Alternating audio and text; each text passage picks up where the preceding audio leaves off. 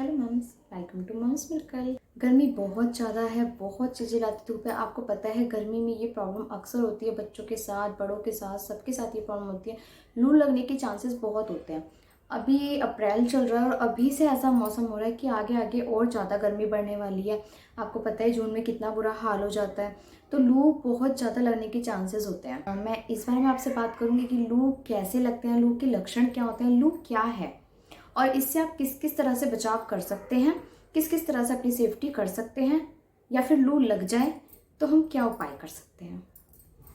तो चलिए बात करते हैं। लू को हम सन स्ट्रोक भी बोलते हैं, कोई कोई हीट स्ट्रोक बोलता है, कोई सन स्ट्रोक बोलता है। इसका मेन रीज़न क्या है? सन स्ट्रोक होने का, लू लगने का मेन रीज़न क्या है? मेन रीज़न इसका है गर्मी। गर्मी बहुत ज़्यादा होती है तब बच्चों को लू लग जाती है। बच्चा अगर तेज़ धूप में, दोपहर में घर से बाहर होता है, ज़्यादा टाइम के लिए बाहर होता है, तो उसे लू लगने के चांसेस होते हैं। अब हम बात करेंगे लू क्या है। जब हमारे शरीर का तापमान गर्मी की वजह से ज़्यादा बढ़ जाता है, बहुत ज़्यादा बढ़ जाता है, तो उसे हम लू का नाम देते हैं, उसे हम सन स्ट्रोक कहते हैं।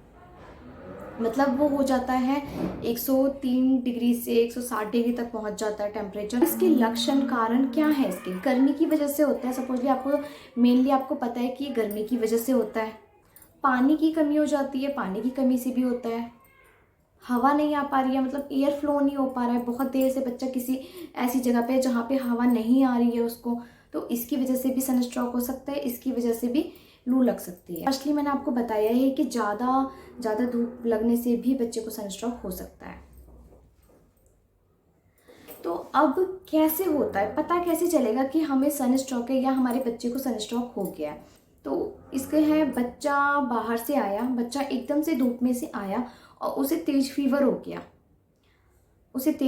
गया, और फीवर उसका, आपने उसको पट्टी करी है और वो उतर भी नहीं रहा है फीवर, तो एक तो ये तरीका होता है जानने का कि उसे सनस्ट्रोक हो गया। प्यास ज़्यादा लग रही है, उसे सर दर्द हो रहा है, चक्कर आ रहे हैं, वॉमिट हो रही है, लूज मोशन हो रहे हैं, या फिर बॉडी पे रेड रेड कलर के, बॉडी रेड हो गई है, पूरी स्किन रेड हो गई है पूरी।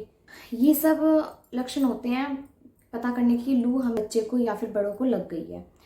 सडनली बहुत रेयर केस में ऐसा होता है, अधिकतर मतलब बहुत रेयर केस में ऐसा होता है, बहुत कम ऐसा होता है वैसे, लेकिन जब ज़्यादा प्रॉब्लम बढ़ जाती है तो किसी किसी को कोई कोई बेहोश भी हो जाता है, किसी किसी को चक्कर आके वो बेहोश भी हो जाता है।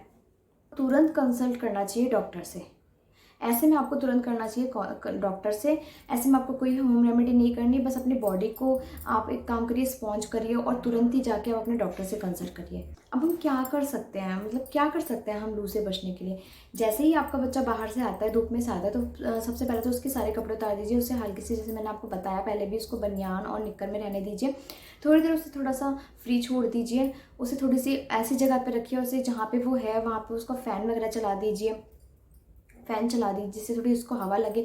उसे पानी पिलाइए, एकदम से आपको ज़्यादा पानी नहीं पिलाना है, उसे थोड़ा थोड़ा करके उसे आप पानी पिला। बच्चे को जैसे ही बच्चा आता है, थोड़ा सा बच्चे को उसके हाथ पैर धो दीजिए, उसे अच्छे से स्पॉन्ज कर दीजिए बच्चे को। अगर बच्चा नहा सकता है तो आप बच्चे को नहला दीजिए, नहीं नहा रहा है तो आप उसकी बॉडी को अच्छे से गीले कपड़े से पोंछ दीजिए। गर्मी से आया है बच्चा तो हम उसे कूल डाउन करना है। कारण क्या है लू लगने के?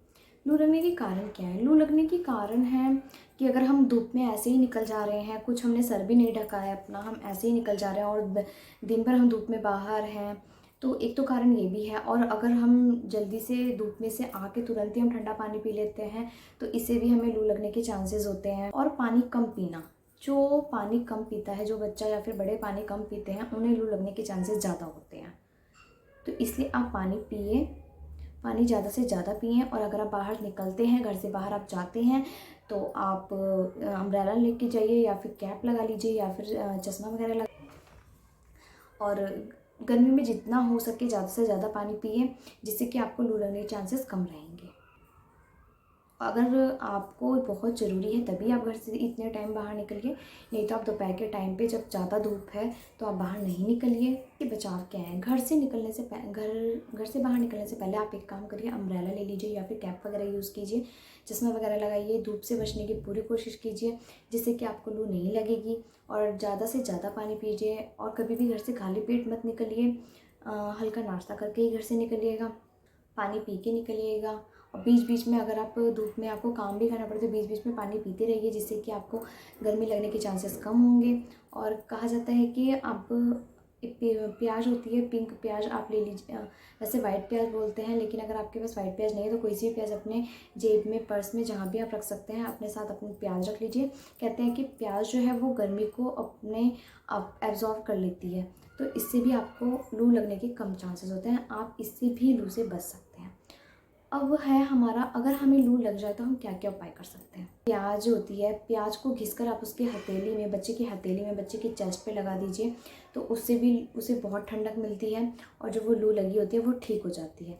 एक पीली मिट्टी आती है, पीली मिट्टी भी आप बच्चों की हथेली पे, पंजों के तलवों में, पैरों के तलवों में और चेस्ट पे लगा दीजिए, उससे भी बच्चे को ठंडक मिलती है। अगर बच्चे को लू लग गई है तो आप बर्फ़ के पानी से बच्चे को स्पॉन्ज कीजिए अच्छी तरह से, बच्चे के माथे पे रखिए पट्टी, बच्चे के हाथ पैर अच्छे से स्पॉन्ज कीजिए, इससे भी बच्चे को बहुत ठंडक मिलती है। और एक बहुत ही कारगर उपाय है जो बहुत टाइम से चला आ रहा है, आम का पन्ना, आपने सुना ही होगा। आप कच्चा आम ले लीजिए, कच्चे आम ले लीजिए, उसको आप या तो आप उसे छील के बॉईल कर सकते हैं, या फिर अगर आप भून सकते हैं तो उसे भून लीजिए, उसके ऊपर के छिलके उतार के आप आम का पन्ना बना लीजिए, उसके पल्प होते हैं वो निकाल लीजिए, पल्प निकाल के आप उसे अच्छे से मैश करके उसका जूस टाइप बना लीजिए, उसमें नमक, जीरा, स्वाद के लिए आप कुछ भी उसमें डाल सकते हैं।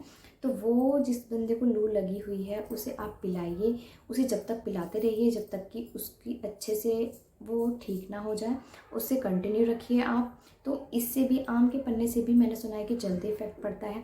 आम का पन्ना मेरा अपनाया हुआ अपना रेमेडी है, तो आप ये भी यूज़ कीजिए। ये रेमेडीज़ आपको जब करनी है जब आपको पता है कि आपको मतलब थोड़ी लू लगी है।